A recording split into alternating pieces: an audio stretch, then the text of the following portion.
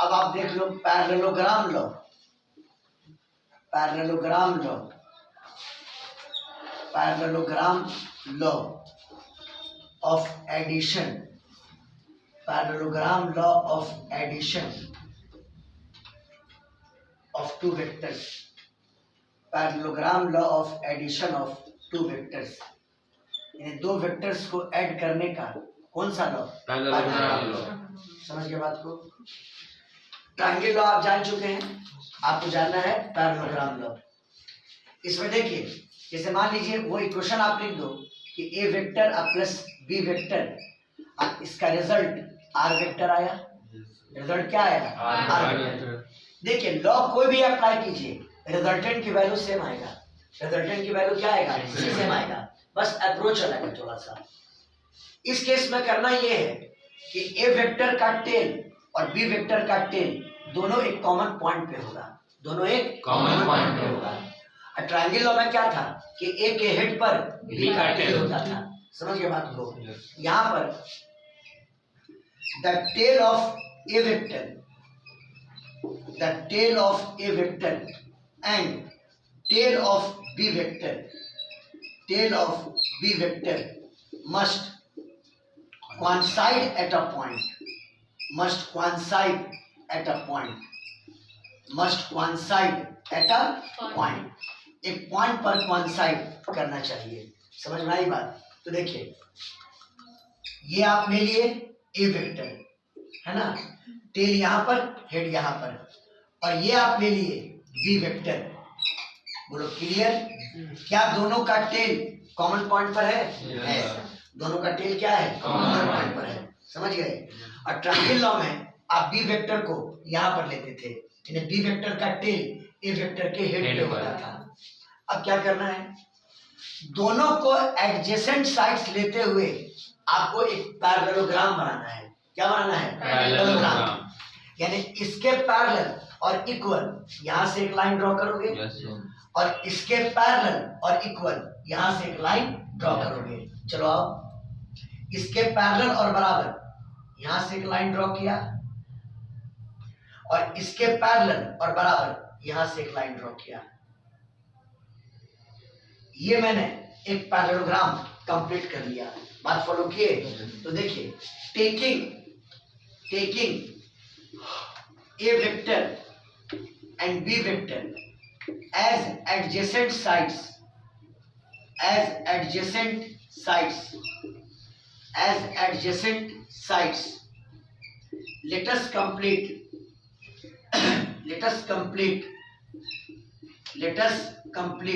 a parallelogram। एक parallelogram हम लोग कंप्लीट करेंगे। क्या कंप्लीट करेंगे? पैरेललोग्राम बना लिया। बोलो क्लियर है? इसके पैरेलल और बराबर ये है, इसके पैरेलल और बराबर ये है। अब रिजल्टेंट ड्रॉ करना है। रिजल्टेंट का टेल जो होगा वो ए और बी के टेल पर ही होगा। रिजल्टेंट का टेल यहीं पर होगा, यानी ए का, बी का और आर का, तीनों का टेल यहीं पर होगा। समझ गए? और रिजल्टेंट का हेड डायगोनली अपोजिट कॉर्नर पर होगा, डायगोनली अपोजिट कॉर्नर पर होगा। बात आई समझ में? तो टेल यहाँ पे रखोगे और हेड डायगोनली अपोजिट कॉर्नर पर। ये आपका हो गया आर वेक्टर। ये आपका क्या हो गया? R vector. थोड़ा आप अपने ब्रेन को ट्रायंगल लॉ की तरफ शिफ्ट कीजिए। तो ये ए वेक्टर होता था और ये बी वेक्टर होता था, तो क्या ये आर वेक्टर नहीं होता था? सेम रिजल्ट है, रिजल्ट सेम है। बात फॉलो किए? तो देखो क्या लिखा है यहाँ पर?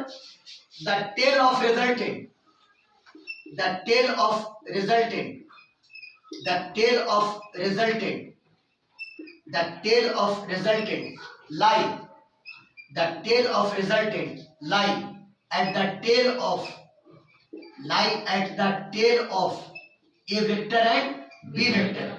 जहां पर a और b का टेल है वहीं पर रिजल्टेंट का भी टेल होगा। and head of resultant, and head of resultant lie at the diagonally opposite corner, lie at the diagonally opposite corner, lie at diagonally opposite corner, diagonally opposite corner, diagonally opposite corner, diagonally opposite corner. बोलो clear है? ये एक important approach है आपको resultant को calculate करने का। समझ में आ गया बात? एक शॉट में आपको क्लियर हो गया होगा। सबसे पहले ए का टेल और बी का टेल हमने कॉमन पॉइंट पे लिया, दोनों को एडजेसेंट साइड्स लेते हुए हमने क्या कंप्लीट किया? एक पैरेललोग्राम। रिजल्टेंट का टेल ए और बी के टेल पर होगा और हेड डायगोनली अपोजिट कॉर्नर पर होगा। Opposite corner of parallelogram, opposite corner of, बातचीत कोई नहीं कीजिएगा पीछे, ये हम पहले बोल दे रहे हैं। Diagonally opposite corner of parallelogram. बोलो क्लियर है?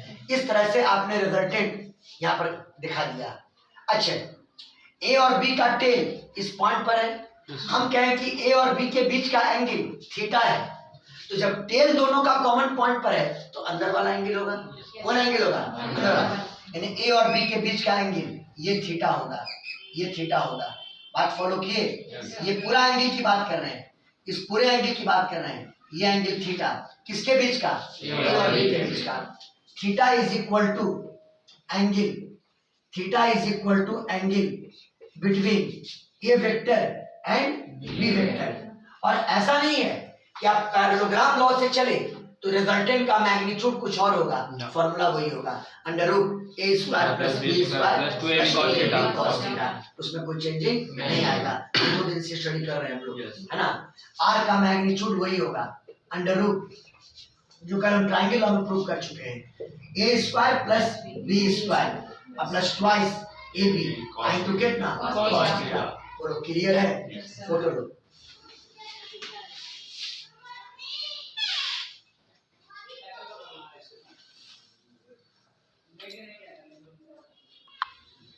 जिससे सवाल इजीली बनेगा।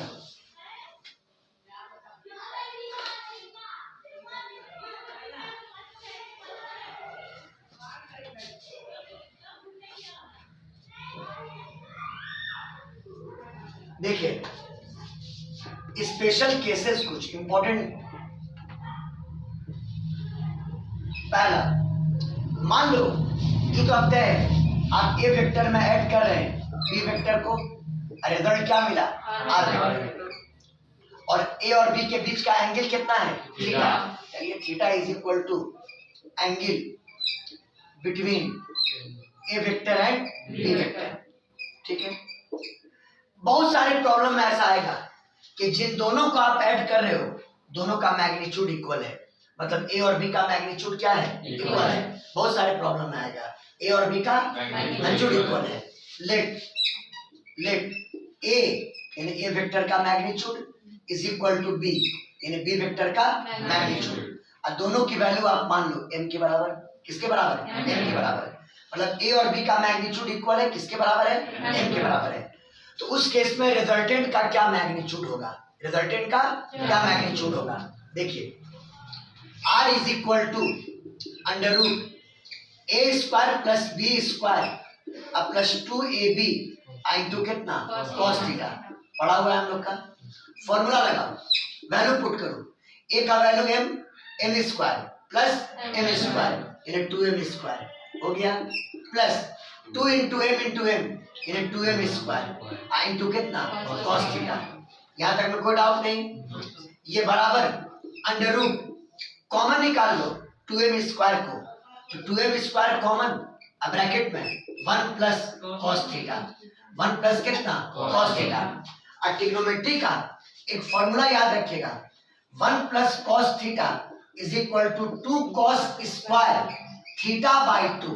थीटा बाई 2 यानी यहाँ पर अगर थीटा है तो यहाँ पे थीटा का हाफ हो जाएगा, 2 cos स्क्वायर थीटा बाई 2। तो यहाँ पर 1 प्लस cos थीटा को आप लिख सकते हैं 2 cos स्क्वायर थीटा बाई 2 यानी under root 2m square into 2 cos square theta अब बटा कितना? 2। क्लियर है? 2 दूनी 4 और 4 का रूट कितना? 2। m स्क्वायर का रूट m और cos स्क्वायर का रूट cos यानी cos theta by 2। cos theta by 2 यानी अगर दोनों वेक्टर का मैग्नीट्यूड इक्वल हुआ तो इतना बड़ा फॉर्मूला यूज करने की जरूरत नहीं है, डायरेक्टली यूज करना 2m into cos theta by 2। बात फॉलो किए। यानी एक इंपॉर्टेंट रिजल्ट ये हुआ कि अगर a का और b का मैग्नीट्यूड इक्वल है, अगर a और b का मैग्नीट्यूड इक्वल है और वो इक्वल वैल्यू किसके बराबर है, m के, और थीटा अगर एंगल हो, थीटा अगर एंगल हो बिटवीन a वेक्टर और b वेक्टर, थीटा अगर एंगल हो किसके बीच का, a और b के बीच का, डायरेक्ट रिजल्टेंट का फॉर्मूला यूज करोगे 2m into cos theta by 2। Time बचेगा कि नहीं बचेगा? 2m इंटू कितना, कॉस थीटा बाई 2। बात आई समझ में? 2m into cos theta by 2, जहां पे थीटा a और b के बीच का क्या होगा, एंगल होगा। और एक इंपॉर्टेंट नोट और, इसी डायग्राम पर a का मैग्नीट्यूड m है और b का मैग्नीट्यूड क्या है, m है। इसी में अगर a और b का मैग्नीट्यूड इक्वल है तो ये जो रिजल्टेंट जा रहा है ना, वो दोनों के बीच के एंगल को बाइसेक्ट करेगा, दोनों के बीच के एंगल को क्या करेगा, बाइसेक्ट करेगा। Also if a is equal to b, है ना, the resultant will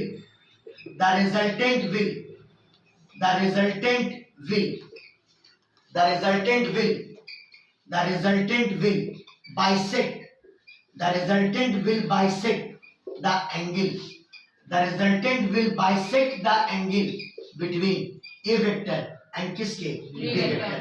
resultant bisect करेगा a वेक्टर और b वेक्टर के बीच के एंगल को। इसका मतलब कि जैसे ये अगर, लेकिन ये कब, जब a और b का मैग्नीट्यूड क्या हो, इक्वल हो, तो ये रिजल्टेंट जा रहा है, a और b के बीच का एंगल थीटा है, तो हर हाल में ये एंगल आधा हो जाएगा, मतलब थीटा बाई 2, और ये एंगल भी हाफ हो जाएगा, मतलब कितना, थीटा बाई 2। ये सब ज्योमेट्री न्यूमेरिकल बनाने में बहुत ही यूज होने जा रहा है। बात आई समझ में? फोटो लीजिए।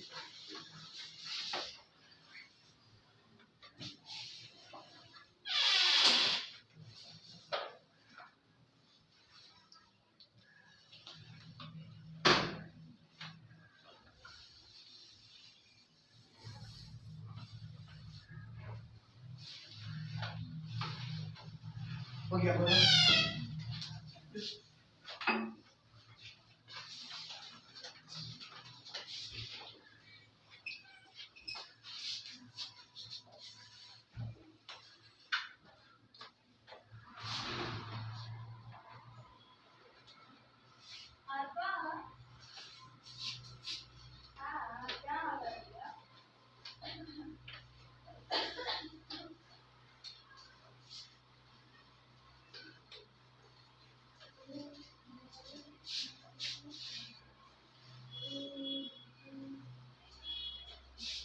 देखिए एक क्वेश्चन लीजिए, ठीक है। मान लो ये एक्स एक्सिस है और ये वाई एक्सिस है, ठीक है, बोलिए। मान लो इधर ले लिया हमने ए वेक्टर, क्या ले लिया, ए वेक्टर, इसका मैग्नीट्यूड मान लो 10 यूनिट के बराबर है एक्स के नो, और इधर मैंने ले लिया बी वेक्टर, इसका भी मैग्नीट्यूड 10 यूनिट के बराबर है। बात फॉलो किए। और ये मैंने ले लिया सी वेक्टर, क्या ले लिया, सी वेक्टर, इसका मैग्नीट्यूड भी मान लो 10 के बराबर है, और मान लो कि ये एंगल 45 डिग्री के बराबर है। किसके बराबर है, 45 डिग्री के बराबर। 3 वेक्टर मैंने ले लिया। लेकिन चाहे ट्रायंगल लो हो चाहे पैरेललोग्राम लो हो, हमने तो एक बार में 2 ही वेक्टर को ऐड करना सिखाया।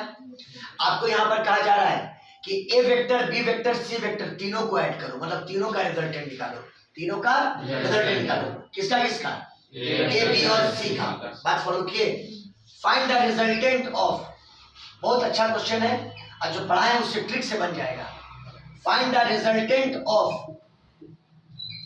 Find the resultant of, find the resultant of A vector, B vector and C vector. और क्लियर है, आपको तीनों का रिजल्टेंट निकालना है ना। आप एक काम करो, एक बार में आप 2 का निकाल लो, तो सबसे अच्छा सिमेट्री क्या है कि आप ए और बी का निकाल लो। किसका निकाल लो, ए और बी का। रिजल्टेंट किसका निकाल लो, ए और बी का। निकालना है, बोलो बाबू। लेट अस फाइंड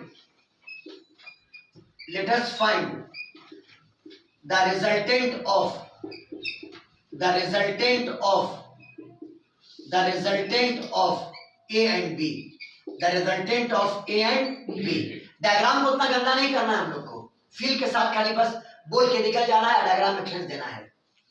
मान लिया R1 वेक्टर है रिजल्टेंट, R1 रिजल्टेंट है किसका, ए और बी का, यानी A vector plus B vector.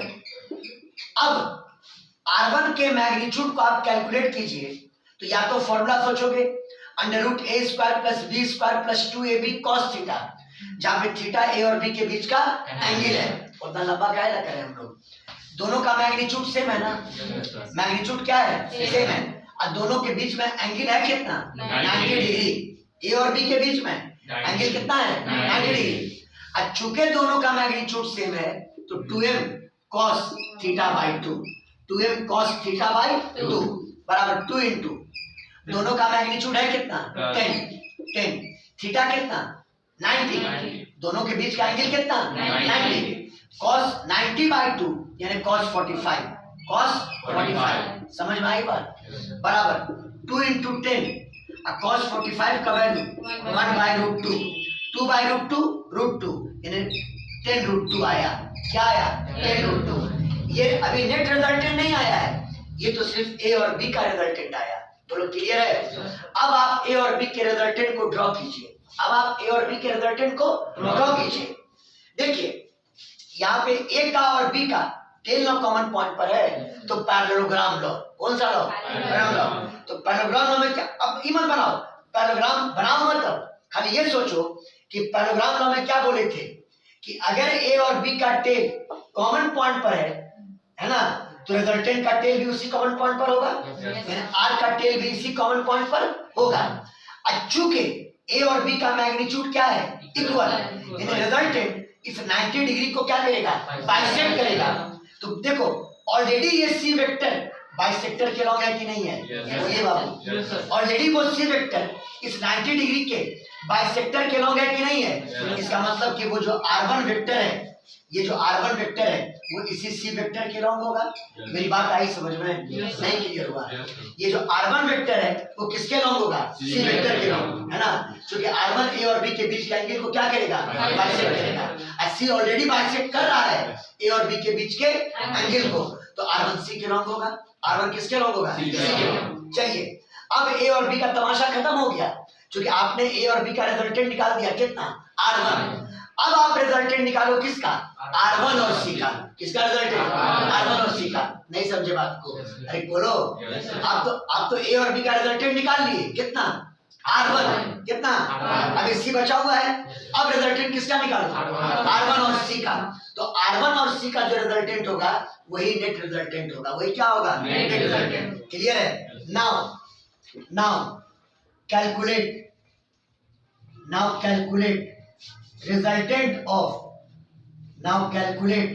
resultant of R1 vector and C vector. Resultant किसका, R1 और C का। तो आप ऐसे लिख लो R vector is equal to R1 vector plus कितना, C वेक्टर। लेकिन एक इंपॉर्टेंट बात, कल वाला फिगर देखो, R1 वेक्टर और C वेक्टर दोनों एक ही डायरेक्शन में है, दोनों क्या है, एक ही डायरेक्शन में। अकल क्या बोले थे, जब दो वेक्टर एक ही डायरेक्शन में हो तो उसका रिजल्टेंट दोनों के मैग्नीट्यूड के जोड़ के बराबर हो जाएगा। कल प्रूफ किए थे ना, इसका वैल्यू जो हो जाएगा वो इसके मैग्नीट्यूड और इसके मैग्नीट्यूड के जोड़ के हो जाएगा। क्यों, क्योंकि R1 और C क्या है, सेम डायरेक्शन में, क्या है, मिल गया ट्रिक काम करने का। यानी R इज इक्वल टू, यानी R का magnitude is equal to R1 का मैग्नीट्यूड अब प्लस कितना, C का मैग्नीट्यूड, बराबर बोलिए R1 का मैग्नीट्यूड कितना आया है, 10√2 अब प्लस C का मैग्नीट्यूड कितना आया है, 10। हो गया आंसर। कितना कॉम्प्लिकेटेड लग रहा था, कितना इजीली सॉल्व हो गया। बात आई समझ में। ये बराबर 10 कॉमन निकाल लो, अब ब्रैकेट में √2 + 1। बोलो क्लियर है।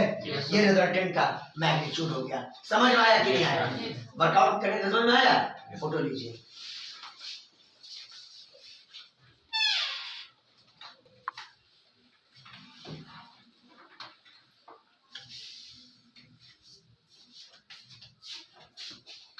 इलेक्ट्रोस्टैट वगैरह में बहुत काम आएगा ये सब कॉन्सेप्ट।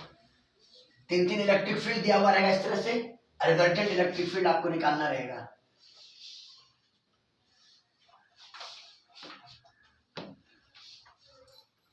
अब देखिए एक क्वेश्चन और देखो, मान लो हमने 3 वेक्टर लिया, ये ए वेक्टर,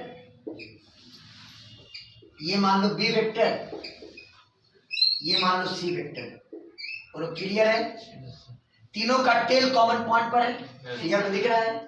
और हर पेयर मतलब ए और बी के बीच का एंगल 120 डिग्री, ए और सी के बीच का एंगल 120 डिग्री, और बी और सी के बीच का एंगल भी 120 डिग्री। बोलो क्लियर है?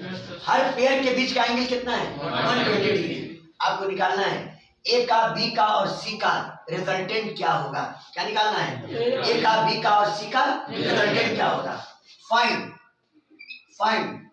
The resultant, find the resultant of A vector, B vector and C vector. आपको तीनों का क्या निकालना है? रिजल्टेंट। समझ गए बात को? चलिए फिर यहाँ पर 3 वेक्टर का प्रॉब्लम है, और हाँ ये दिया हुआ है कि ए का मैग्नीट्यूड, बी का मैग्नीट्यूड और सी का मैग्नीट्यूड तीनों इक्वल है। तीनों क्या है? इक्वल है। गिवन तीनों का मैग्नीट्यूड इक्वल है। अब मान लो कि इक्वल वैल्यू एम है। इक्वल वैल्यू कितना है? एम है। आपको रिजल्टेंट निकालना है। फिर वही स्टेप, पहले रिजल्टेंट निकालना है किसका? ए और बी का। किसका? ए और बी का। लेट 2 स्टेप में आंसर आ जाएगा। R1 vector is equal to A vector plus कितना? B vector. क्या दोनों का मैग्नीट्यूड सेम है? क्या दोनों के बीच का एंगल कितना है? 120 डिग्री। लगाओ formula. R1 is equal to 2m cos theta by 2, 2m cos theta by 2 बराबर 2m cos थीटा कितना? 120 बाई 2 यानी 60 डिग्री। बोलो क्लियर है? यानी ये बराबर 2m अब cos 60 का वैल्यू कितना? 1/2, 2 से 2 कैंसिल, m आ गया। R1 का मैग्नीट्यूड क्या आ गया? बोलो क्लियर है? अब R1 को ड्रॉ करना है। R1 को क्या करना है? ड्रॉ। पैराग्राफ मत बनाओ, कॉम्प्लिकेटेड हो जाएगा। आप जान रहे हैं ए और बी का टेल अगर कॉमन पॉइंट पर है तो R1 का टेल भी इसी कॉमन पॉइंट पर होगा। और चूंकि ए और बी का मैग्नीट्यूड क्या है? सेम है, दोनों के बीच के एंगल को क्या करेगा? बाइसेक्ट करेगा। यहां से यहां पर टेल को रख करके R1 को ऐसा बनाओ, R1 को ऐसा बनाओ, R1 को ऐसा बनाओ कि वो इस पूरे 120 डिग्री को क्या कर दे? बाइसेक्ट कर दे। इसका मतलब ये एंगल 60 डिग्री और ये एंगल कितना? 60 डिग्री। बोलिए समझ में आया कि नहीं आया? बोलिए समझ में आया कि नहीं आया? कोई दिक्कत? कोई डाउट? R1 को मैंने ड्रॉ कर दिया, उसका मैग्नीट्यूड कितना है? m है। अब आपने ए और बी का रिजल्टेंट तो निकाल लिया। अब आपको रिजल्टेंट निकालना है R1 और किसका? सी का। R1 और किसका? सी का। नहीं समझ में आया? अब रिजल्टेंट किसका निकालना है? R1 और सी का। Let R vector is equal to R1 vector plus कितना? C vector. बोलो क्लियर है? कल वाला ट्रिक याद करो, गौर करो। R1 वेक्टर और सी वेक्टर दोनों के बीच का एंगल ट्रेस आउट करो तो 180 डिग्री। 180 डिग्री यानी अपोजिट डायरेक्शन। यानी क्या बोले थे? अगर दो वेक्टर अपोजिट डायरेक्शन में हो, दोनों के मैग्नीट्यूड को घटा देना। नहीं पढ़ाए थे? दोनों के मैग्नीट्यूड को घटा देना, यानी रिजल्टेंट की वैल्यू जो हो जाएगी वो इसका मैग्नीट्यूड माइनस इसका मैग्नीट्यूड। यानी R1 का मैग्नीट्यूड माइनस सी का मैग्नीट्यूड। अब पूरे पे लगा दिया मॉड। बोलिए पूरे पे क्या लगा दिया? मॉड। R1 का मैग्नीट्यूड कितना है? m। C का मैग्नीट्यूड भी m माइनस m 0 का मोड कितना? 0। यही आंसर आना ही था, यही आंसर आना ही था। इन तीनों वेक्टर का रिजल्टेंट कितना होगा? 0। एक बात गौर कर रहे हो, कल वाला क्लास और आज वाला क्लास मर्ज करने पर क्वेश्चन कितना इजीली सॉल्व हो रहा है, ये बात देख रहे हो। तो एक रिजल्ट बना लो। क्या बना लो? एक रिजल्ट बना लो कि अगर 3 वेक्टर इक्वल मैग्नीट्यूड का हो, 3 वेक्टर इक्वल मैग्नीट्यूड का हो और हर पेयर के बीच का एंगल 120 डिग्री हो, तीनों का रिजल्टेंट कितना आएगा? 0 आएगा। समझ गए बात को? क्लियर है? इफ थ्री वेक्टर्स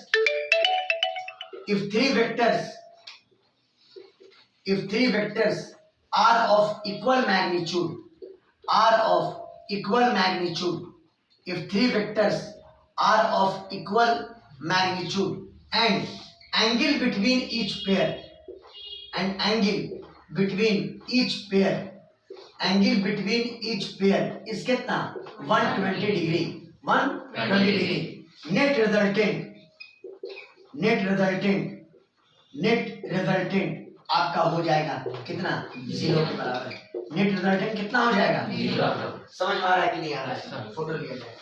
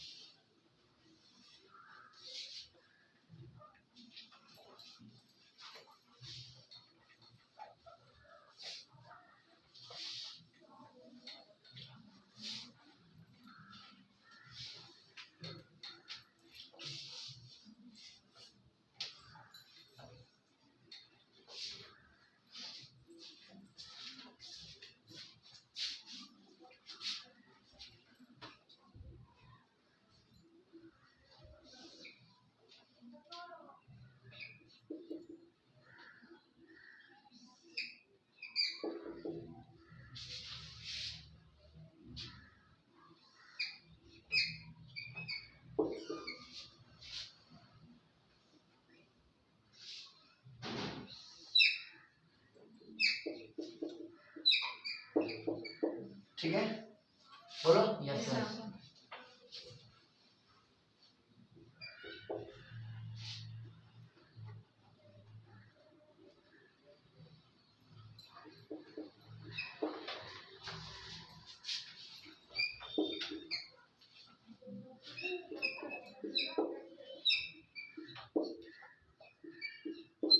ठीक है, तीनों वेक्टर का टेल कॉमन पॉइंट पर है।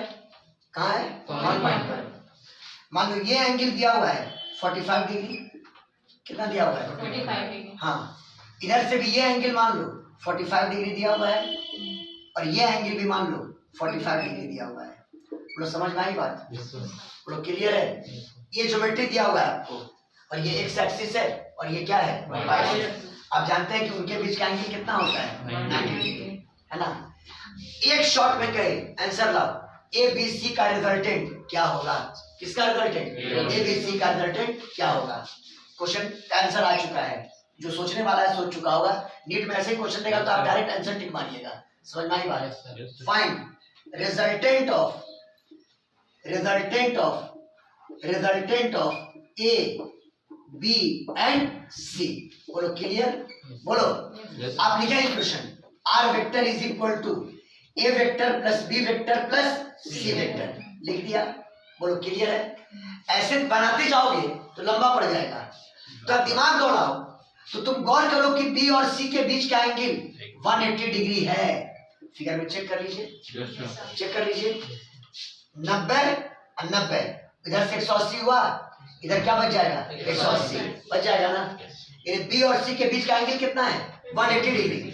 इसका मतलब इसका रिजल्टेंट हम निकाल सकते हैं। बोलो ना बाबू, इसका रिजल्टेंट हम निकाल सकते हैं तुरंत, क्योंकि दोनों के बीच का एंगल कितना है? 180 डिग्री और दोनों का मैग्नीट्यूड भी क्या है? सेम। कैंसिल कर देगा। क्या हो जाएगा? कैंसिल। मेरी बात नहीं समझे? एक बार समझिए लो। जैसे अगर बी और सी का रिजल्टेंट आप R1 मानते, R1 is equal to B vector plus कितना? सी वेक्टर, और दोनों के बीच का एंगल कितना है? 180 डिग्री। तो आप R1 बराबर लिखते बी का मैग्नीट्यूड माइनस सी का मैग्नीट्यूड का मोड। बोलो। चूंकि दोनों के बीच का एंगल कितना है? 180 डिग्री। हर केस के लिए नहीं, कब? जब दोनों के बीच का एंगल 180 डिग्री है। और सोने पे सुहागा ये हो गया कि इसका और इसका मैग्नीट्यूड भी क्या है? सेम है। यानी m माइनस m या 10 माइनस 10, वैल्यू 10 दिया हुआ है। 10 माइनस 10 बराबर कितना आ गया? 0। बोलो क्लियर है? इसका मतलब कि इन दोनों का रिजल्टेंट आपका कितना हो गया? 0। मेरी बात आई समझ में? नहीं क्लियर हुआ? यानी B vector plus C vector 0 हो गया। बोलो। B vector plus C vector 0 है। कहीं भी देखो ऐसा वेक्टर जो अपोजिट डायरेक्शन में हो और मैग्नीट्यूड में क्या हो? सेम हो, उसका रिजल्टेंट क्या कर दो? 0। समझ में आई बात? यानी इसका रिजल्टेंट क्या हो गया? बोलो 0। यानी आर वेक्टर क्या आ गया? ए वेक्टर। आर वेक्टर क्या आ गया? ए वेक्टर। यानी जो ए वेक्टर है वही रिजल्टेंट है। वही क्या है? रिजल्टेंट है। नहीं क्लियर हुआ? अरे क्लियर हुआ? जो ए वेक्टर है वही क्या है? रिजल्टेंट है। समझ गए बात को? यानी जो ए का मैग्नीट्यूड होगा वही रिजल्टेंट का मैग्नीट्यूड होगा। यानी आर का मैग्नीट्यूड मतलब ए का मैग्नीट्यूड, और ए का मैग्नीट्यूड कितना? 10। यानी आर का मैग्नीट्यूड भी कितना? 10। जितना एंगल ए बना रहा है एक्स के साथ, आर भी उतना ही एंगल बनाएगा एक्स के साथ। बताओ ए एक्स के साथ कितना एंगल बना रहा है? 45 डिग्री का। रिजल्टेंट भी एक्स के साथ कितना एंगल बनाएगा? रिजल्टेंट बिल्कुल ए वेक्टर है। रिजल्टेंट बिल्कुल ए वेक्टर है। समझिए बात को? इसी पर हमारा क्वेश्चन है। क्लियर है? the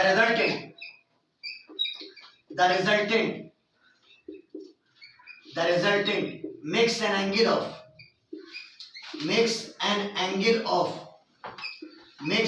angle of 45 degree with x axis। with किसके साथ?